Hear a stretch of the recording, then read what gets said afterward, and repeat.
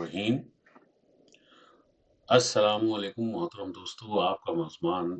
سید نظام الدین اس pod cost میں ایک بہت اہم موضوع کے ساتھ آپ سے مخاطب ہے۔ آج کی اس پوڈ کاسٹ یا اس گفتگو کا موضوع سوال ہی سے شروع ہوتا ہے، اور ہم کہتے ہیں کہ سوال ہی سے سفر شروع ہوتا ہے، اور اس میں ہم ایک نہایت اہم اور حساس موضوع پر بات کریں گے۔ اردو میں اسے کہتے ہیں نظریاتی جمود، جبکہ انٹرنیشنل لینگویجز میں اس کو آئیڈیولوجیکل ریجیڈیٹی کے طور پہ مختلف زبانوں میں اس کی پہچان ہے۔ اس کے معنی ہیں کہ وہ نظریاتی جمود جو کسی فرد اور معاشرے پر اثر انداز ہو، اور اس پوڈ کاسٹ میں ہم اس سوال کا جواب دیں گے کہ یہ اسلام بالخصوص صوفیہ نے روایت کی روشنی میں اس رویے کو کیسے دیکھا جاتا ہے۔ آج کی پوڈ کاسٹ میں ہمارا بنیادی سوال ہے کہ کیا اسلام ہمیں ایسی جامد بند اور سخت نظریاتی ذہنیت اختیار کرنے کی اجازت دیتا ہے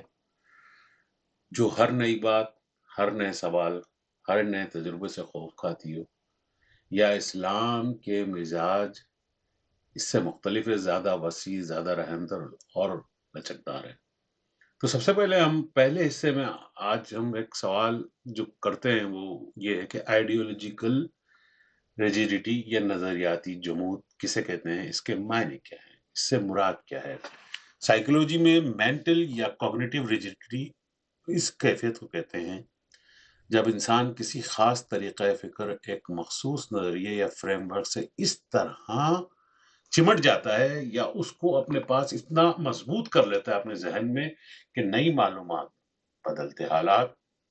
مخالف نقطہ نظر کو قبول کرنے کی صلاحیت اپنے اندر سے مفقود کر دیتا ہے، ختم کر دیتا ہے اور بیکار ضائع ہو جاتی ہے۔ ایسا انسان کون ہے؟ اس کی کردار کی خصوصیات ہم کیسے سمجھیں گے؟ وہ اپنی رائے اور اپنے نظریے کو حتمی حق سمجھتا ہے، دوسروں کی بات چاہے کتنی ہی معقول ہے اسے قبول نہیں ہوتی، زندگی کے پیچیدہ سوالات کو سادہ دو ٹوک اور سیاہ سفید میں بانٹ کر دیکھتا ہے۔ سماجی علوم کے مطابق اس طرح کی ریجڈ ایڈیولوگیز کا نتیجہ اکثر شدت پسندی، تعصب، سیاسی یا مذہبی انتہا پسندی کی صورت میں نکلتا ہے، جہاں انسان اپنے نظریے کے نام پر خود بھی جلتا ہے اور دوسروں کو بھی جلاتا ہے۔ اور یہ خاص طور پہ جب یہ ریجڈیٹی، نظریاتی جمود کسی معاشرے کا حصہ بن جائے تو ان معاشرے میں طاقت کا توازن بکھر جاتا ہے، اور اس طاقت کے توازن کے بکھرنے کی وجہ سے کمزور کا حق ختم ہو جاتا ہے، اور ایک جنگل کا ایک قانون کا رواج ہو جاتا ہے کہ جس میں جو طاقت ہوتی ہے وہ اس اپنے خیال کو، اپنی سوچ کو اتنا سخت طریقے سے دوسرے انسانوں پر حاوی کرتا ہے کہ ان لوگوں کو ایک نئی سوچ اور نئے خیال کی جگہ نہیں رہتی ان کے ذہن میں۔ اور یہ خاص طور پہ ہمارے معاشروں میں دیکھا گیا ہے، اور بطور خاص میں جب آگے ہم اس بات پہ بات کریں گے نظریاتی جمود اور معاشرتی ترقی میں اس کا کس طرح سے کردار ہے، تو بطور خاص میں ان معاشروں کا نام لیتا چلوں کہ جہاں پر یہ بہت زیادہ دیکھا گیا ہے، جہاں پہ اس کا شکار ایسے افراد ہوئے ہیں جو اس نظریاتی جمود کی وجہ سے سوچنے سمجھنے کی صلاحیت کو کھو بیٹھے ہیں، اور وہ طاقت کے منبع ہیں، صاحب اختیار ہیں، اور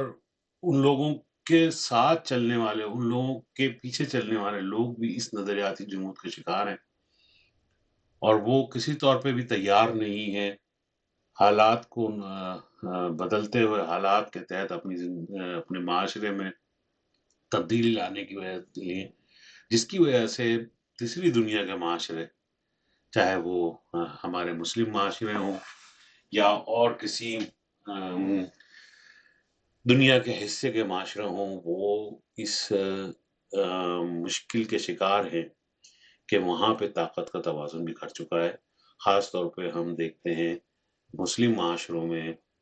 جہاں پر شہنشاہیت، جہاں پر مطلق العنانی کا رواج ہے، وہاں پر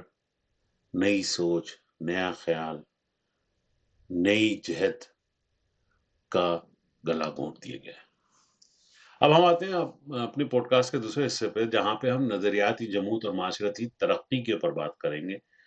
معاشرتی سطح پر جب کوئی فرد، پورا معاشرہ اس کے نظریاتی رجیڈیٹی کا شکار ہو جائے،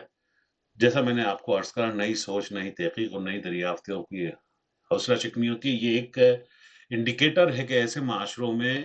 آپ کو کوئی نئی دریافت بھی نظر نہیں آئے گی، بلکہ لوگ باغ زندگی کی بقا کی جنگ لڑ رہے ہوتے ہیں. سوال کرنے والا باغی کہلانے لگتا ہے اور اختلاف رکھنے والا گمراہ قرار پڑتا ہے. تعلیمی اور سماجی نظام میں صرف حفظ پر قائم ہو جاتا ہے. فکر اور تفکر کی کو مار دیا جاتا ہے، اس کو ذہن کے گوشوں سے نکال کے پھینک دیا جاتا ہے. سوشل سائنسز میں ایسے معاشروں کو جمود زدہ، اسٹیگننٹ سوسائٹیز کہا جاتا ہے. یہ وہ معاشرے ہیں جو وقتی طور پر شاید منظم دکھائی دیں، لیکن اندر سے وہ ٹوٹ پھوٹ اور زوال کا شکار ہوتے جاتے ہیں، کیونکہ وہ بدلتی دنیا کے ساتھ خود کو ہم آہنگ نہیں کر پاتے. اب ہم آپ آگے بات کرتے ہیں نظریہ جمود کا یا آئیڈیولوجیکل ریجیڈیٹی کا تعلق شخصیت پرستی سے کیسے بنتا ہے. اور یہ ایک اہم سوال ہے کہ نظریاتی ریجیڈیٹی انسان کو شخصیت پرستی کی طرف کیسے لے کے جاتی ہے. تو کلٹ آف پرسنالٹی وہ کیفیت ہے جب کسی ایک لیڈر، مذہبی پیشوا، پیر، مرشد یا سیاستدان کو اتنی مرکزیت دے دی جائے کہ وہی حق اور وہی معیار اور خیر و شر بن جائے. معاشرتی تحقیق بتاتی ہے کہ ان معاشروں میں جہاں پر آپ کے پاس اصول اور قوانین کا وجود مفقود ہو جائے، ان کو کمزور کر دیا جائے، ادارے کمزور ہو جائیں، اختلاف رائے کو دبا دیا جائے، نظریے کو حتمی اور ناقابل سوال بنا دیا جائے، وہاں لازماً کسی نہ کسی شخصیت کے گرد تقدس کا حصار کھڑا کر دیا جاتا ہے. ایسی فضا میں لوگ حق کی دلیل سے نہیں بلکہ شخصیت سے بچاتے ہیں کہ حق بھی وہ شخصیت کے محتاج ہو کے ظاہر کیا جاتا ہے کہ فلاں یہ کہہ رہا تھا تو بس ٹھیک ہے. ہمارے اسی طرح کے لوگ یہ ہمارے معاشرے میں اتنا زیادہ موجود ہے کہ ہم نے اپنے مذہب اور معاشرتی صورتحال میں یہ کہہ دیا ہے کہ اگر کوئی شخص کسی بنیاد پر کوئی ایسی بات کہتا ہے جس کے پاس اس کا طاقت کا توازن اس کے ہاتھ میں ہے، تو وہ ٹھیک ہوتا ہے. اس سے اختلاف کی سوال نہیں پیدا کی جاتے، چاہے وہ خاندان کا سربراہ ہو، چاہے وہ قبیلے کا سربراہ ہو، چاہے وہ ملک کا سربراہ ہو. اور یہ لوگ وہ لوگ ہیں جنہوں نے ہمارے معاشرے میں ریجیڈیٹی کو اتنا مضبوط کر دیا ہے کہ فکری موت واقع ہو چکی ہے ہمارے معاشرے کی، اور یہ نظریہ ناقابل سوال ہو گیا ہے، اور جس کی وجہ سے خود احتسابی ختم ہو کے ترقی کے لیے ایک زہر بن چکی ہے. آگے ہم بات کرتے ہیں اسلام کا بنیادی مزاج کیا ہے. کیا یہ جو صورتحال ہے معاشرے کی، لوگوں کی سوچ کی، کیا اسے اسلام اجازت دیتا ہے؟ لیکن نہیں. اسلام کا بنیادی مزاج، اگر ہم تمام آیات اور فقہ اور تمام علماء کرام، صوفیہ کرام کی تعلیمات کی روشنی میں دیکھتے ہیں تو وہاں پہ دوڑتے ہی نظر آتا ہے کہ اصول میں ثبات اور اطلاق میں لچک ہے. اسلام کا مزاج کے قطعی اصول ہیں جن پہ وہ قائم ہے: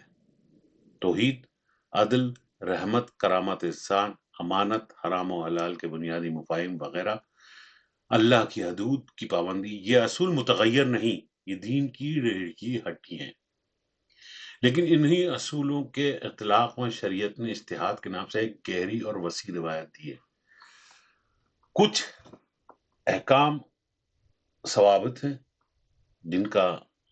اوپر کوئی سوال نہیں ہو سکتا. مثلا اسلام کے 5 رکن، نماز، کلمہ شہادت، نماز، روزہ، زکوٰۃ، حج، ان کی فرضیت واجب ہے اور ان کی فرضیت ہے، بلکہ یہ واجب کا لفظ بھی نہیں استعمال کریں گے بلکہ یہ فرض ہیں ہمارے. اور بہت سے معاملات اس کے علاوہ متغیرات میں آتے ہیں جہاں زمانہ، مقام، عرف اور حالات کے مطابق اختیار کیا جاتا ہے. اسلامی قانون کے معاصر محققین واضح طور پہ کہتے ہیں کہ شریعت کی شان ہی یہ ہے کہ وہ ہر دور کے حالات کے مطابق خود کو ایپلیکیشن میں نئے انداز سے ظاہر کرتی ہے، جب تک اصول اور مقاصد شریعت محفوظ رہے، یعنی کہ اللہ نے جو حدود قائم کری ہے ان کو قائم رکھا جائے. یعنی پھر ہم دوبارہ اپنے موضوع پہ آتے ہیں، اصولوں میں استقامت اور اطلاق میں لچک. اب ہم آگے آتے ہیں کہ اجتہاد کی جو نئی توجیہ ہم جب پیش کر رہے ہیں اس کا ریجڈ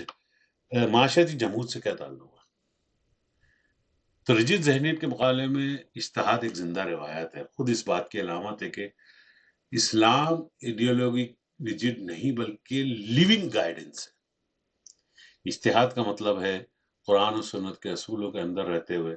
نئے حالات، نئے سوالات، نئی سوسائٹیز کے لیے عقل، علم اور تجربہ، تقوی کی روشنی میں تازہ اور موضوع شرعی جواب تلاش کیا جائے. جب مختلف ادوار میں مختلف فقہی مذاہب اور آرا پیدا ہوئی تو علماء نے ایک سے کفار یا گمراہ نہیں کیا بلکہ اختلاف رائے کو رحمت سمجھا، جو خود اس بات کا ثبوت ہے کہ ریجڈ یونیفارمٹی پر نہیں بلکہ ساختہ فی العلم تنوع فکر پر کھڑا ہے. اسلام خود ریجڈ یونیفارمٹی پہ نہیں بلکہ رساختہ فی العلم اور تنوع فکر پر کھڑا ہے. حصہ ششم جو ہمارا اس پوڈ کاسٹ کا چھٹا حصہ بھی ہے، ہم اس میں بات کرتے ہیں کہ نظریاتی جمود میں صوفیانہ نقطہ نظر کیا رکھتا ہے. اللہ کی وسعت اور انسان کی محدود عقل کے متعلق صوفیہ کرام نے اس کو کس طریقے سے سمجھایا ہے. صوفیہ کرام نے جو بنیادی بات اٹھائی ہے وہ یہ ہے کہ اللہ کی ذات باری تعالیٰ بہت وسیع ہے اور ہماری عقل محدود ہے. اور جب ہم اس بنیادی بات کے اوپر ہی اگر غور و فکر کرتے ہیں تو یہاں پہ جمود آ ہی نہیں سکتا، وہاں پہ ریجیڈیٹی ہو ہی نہیں سکتی. صوفی روایت ہے کہ اللہ ہر لحظے میں، ہر لمحے میں نئی شان سے ظاہر کیا ہوتا ہے. وہی اللہ ہے جو ہر لمحہ نئی کیفیت، نئی آزمائش، نئی رحمت، نئی حکمت کے ساتھ ہمیں خطاب کرتا ہے. جب خدا خود حی اور قیوم ہے، زندہ ہے اور ہر آن نئی شان میں ہے، تو انسان کا فہم اگر کسی ایک نقش، ایک فریم، ایک اسکیم پر جم جائے تو اسے حق مطلق کی سمجھ لے تو یہ دراصل خدا کے فان کے راستے میں رکاوٹ بن جاتا ہے. صوفیہ کرام چشتیہ سلسلے سے ہمیشہ دل کی وسعت، شرح صدر کو ایمان کی علامت سمجھتے ہیں. دل کی تنگی، تعصب اور خود پسندی کو روحانی مرض سمجھتے ہیں. ان کے نزدیک ایڈیولوجیکل ریجیڈیٹی اکثر انا کی لطیف شکل ہوتی ہے. انسان سوچتا ہے کہ وہ حق کا محافظ ہے، مگر دراصل وہ اپنے نفس، اپنے جماعت یا اپنے مرشد کے دائرے کو خدا کے درجے پہ نعوذ باللہ لے کے آ چکا. اگلے حصے میں ہم سوال کرتے ہیں کہ ریجڈ ذہنیت رکھنے والوں کی کیا نفسیاتی خصوصیات ہوتی ہیں، ان کو آپ کیسے پہچانیں گے. آپ اپنے ارد گرد میں جو لوگ باغ آپ کے پاس ہیں ان میں ایڈیولوجیکل ریجیڈیٹی کی جو اظہار ہے وہ کس طریقے سے نظر آتا ہے. تو نفسیاتی تحقیق بتاتی ہے کہ ایڈیولوجیکل ریجیڈیٹی کا شکار وہ لوگ ہوتے ہیں جن میں یہ اوصاف خاص طور پر نظر آتے ہیں: جو پیچیدگی، کمپلیکسٹی برداشت نہیں کرتے، ہر چیز کو سادہ، حق اور باطل میں بانٹتے ہیں، انہیں واضح باؤنڈریز اور سخت اصولوں کی شدید ضرورت ہوتی ہے، مبہم حالات میں انہیں بے چین کر دیتے ہیں. وہ اپنی شناخت کو اپنے نظریے کے ساتھ اس حد تک ملا دیتے ہیں کہ نظریے میں تنقید ان کی ذات پر حملہ سمجھا جاتا ہے. اختلاف رکھنے والوں کے لیے ان کے اندر جلدی غصہ، نفرت یا کم از کم بہت زیادہ سختی کا اظہار پیدا بہت نظر آتا ہے. یہ لوگ جب کسی جماعت، مدرسے، خانقاہ یا سیاسی تحریک میں اثر و رسوخ حاصل کر لیتے ہیں تو اپنی جمودی رویے، وہ دین کی غیرت، نظریے کی حفاظت نام دے کر دوسروں پر مسلط کرتے ہیں. اور خاص طور پہ جہاں پہ طاقت جن معاشروں میں مرکزیت کا شکار ہو گئی ہے، شخصیت پرستی عام حصہ بن گئی ہے، ان معاشروں میں پولرائزیشن اور بدگمانی اور تشدد اتنا بڑھا دیتے ہیں کہ اپنے علاوہ کسی اور کو، اپنی سوچ رکھنے والے لوگوں کے علاوہ کسی اور گروہ کو اجازت نہیں ہوتی ان کے سانس لینے کی جگہ کو ختم کیا جاتا ہے، ان کی آواز کو دبا دیا جاتا ہے، اور وہ معاشرے ایک یعنی کہ جیل خانہ بن جاتے ہیں، اور وہ حبس کی ایک صورتحال ایسی پیدا ہو جاتی ہے جہاں پہ فکر، نئی سوچ، انفرادیت بات ختم ہو جاتی ہے، اور ہر ایک کو ایک بھوت پریت کی شکل میں انسانیت سے نکل کے صرف حکم کا غلام بننے پہ مجبور ہو جاتا ہے۔ ہماری جو اگلا پوڈ کاسٹ کا حصہ ہے اس میں بتائیں گے شخصیت پرستی اور سوچ کا ٹکراؤ ان لوگوں میں کس طرح سے نظر آتا ہے، جو لوگ یہ ریجٹ نظریاتی جمود کا شکار ہوتے ہیں۔ جب نظریاتی جمود کسی شخص میں مجسم ہو جاتا ہے تو شخصیت پرستی پیدا ہوتی ہے۔ جب کسی عالم شیخ یا لیڈر کے بارے میں خطا سے پاک ہونے کا تصور بیٹھ جائے، جب اس بات کو قرآن اور سنت سے بڑھ کر اس کا مترادف در دیا جائے، اور جب اس لیڈر یا اس ہمارے آج کل کے جو لوگ ہیں ان کو اسلام اور ایمان کے اعلیٰ درجے کے لوگوں کے ساتھ ایک جگہ پہ، ایک مقام پہ کھڑا کر جائے، اور جب سب کچھ ہو جاتا ہے تو پھر خود بخود اعتراف کیا جاتا ہے کہ اس کی مخالفت خدا کی مخالفت ہوگی، اور اس کی مخالفت مذہب کے اعلیٰ ترین اور عہدوں پہ فائز اور مرتبوں پہ فائز لوگوں کی مخالفت سمجھی جائے گی، اور یہ کلٹ آف پرسنالٹی بن جاتا ہے، اور پھر انسان اپنی عقل، اپنے ضمیر اور اجتہادی صلاحیت کو تالے لگا کر بیٹھ چکا ہوتا ہے۔ اسلام میں معیار وہی عقل سلیم اور شورا ہے، نہ کسی انسان کا شخصی تقدس، چاہے وہ کتنے ہی محترم کیوں نہ ہو۔ یہ اس کے معیار کی کوئی جگہ نہیں۔ کیا اب ہم جب اس پہ بحث کر رہے ہیں، ابھی تک ہم نے باتیں آپ سے بتائیں کہ بھئی وہ کیا معاملات ہیں جن کی وجہ سے ایڈیولوجیکل ریجیڈیٹی یا نظریاتی جمود جو ہے وہ اسلام میں گنجائش نہیں، کیا اس میں اس کی کوئی گنجائش بن سکتی ہے؟ تو جب ہم بات کرتے ہیں کہ اللہ کے وجود، توحید، رسالت اور آخرت اور عدل وغیرہ جیسی بنیادی عقائد پر یقین ہونا ہمارے ایمان کا تقاضا ہے، اور یہی مثبت استقامت ہے، جسے ہم جمود، استقامتی جمود بھی کہہ سکتے ہیں۔ لیکن اگر ریجیڈیٹی سے مراد یہ ہے کہ میرا مسلک، میری فقہ رائے، میری جماعت، میری فکری، میرا قبیلہ، میری سوچ وہ مکمل ہے، تو یہ سب باطل کا اظہار ہے۔ تو نہ اس کی قرآن تائید کرتا ہے، اور نہ سنت، اور نہ صوفیانہ حکمت عملی میں وہ نظر آتا ہے۔ اسلام کے اصول امیوٹیبل ہے، لیکن فقہی اطلاقات لچکدار ہیں، فلیکسیبل ہیں، ثابت۔ اسلام کے حقوق اصول 100% ہے استقامت کے ساتھ ہی، لیکن پھر دوبارہ میں آپ سے عرض کروں گا فقہی اطلاقات لچکدار ہیں، اور یہی شرعت کی رحمت ہے۔ چنانچہ آپ کی جو انٹیویٹیو تھنکنگ یا سوچ، جو بنیادی سوچ ہونی چاہیے، وہ یہاں پہ اس کو سمجھنے کی ضرورت ہے کہ اللہ بہت وسیع ہے، اور ہر لہجے میں وہ نئی شان سے ظاہر ہوتا ہے، لہٰذا انسان کا فہم اگر خود کو آخری اور حتمی سمجھے تو یہ درست نہیں، کہ 100% اسلامی اور قرآنی مزاج کے قریب نہیں، بشرطے کہ ہم اصول اور فروغ کی حد کو پہچانیں، اصول اور فروغ یعنی کہ تبدیلی کے حد کو پہچانیں۔ آخر میں آپ سے پھر گزارش کروں گا کہ اس نظریاتی جمود کا ہمارے کردار پہ کیا اثر ہوتا ہے، جو لوگ اس کے مخالف ہیں ان کو اس سے کیسے بچا جا سکتا ہے؟ تو سب سے پہلے نظریاتی جمود سیلف کریٹیزم کو دور کر دیتا ہے۔ تو سیلف کریٹیسزم آپ کو نظریاتی جمود کا شکار ہونے سے بچائے گا۔ عجز اور تواضع کا عمل احساس برتری کو ختم کرے گا، دل کو وسعت اور زبان کی نرمی اور ذہن کی بڑا پن، جسے آپ آدمی دوست، انسان دوست بھی کہہ سکتے ہیں، وہ ہمیں ایسے کردار کی طرف لے کے جاتا ہے جہاں پہ آپ اصول پر قائم ہوں گے، اور لیکن اپنے آپ کو ایک خطا کا پتلا سمجھیں گے، حق کے لیے حساس ہوں گے،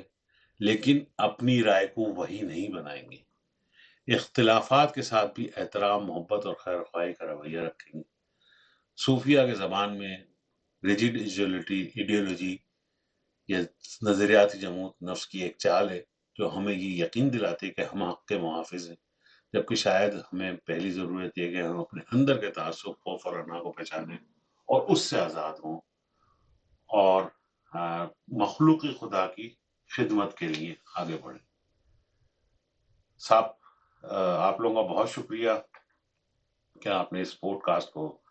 اچھی طریقے سے سنا، اور آپ اپنی راہ کا اظہار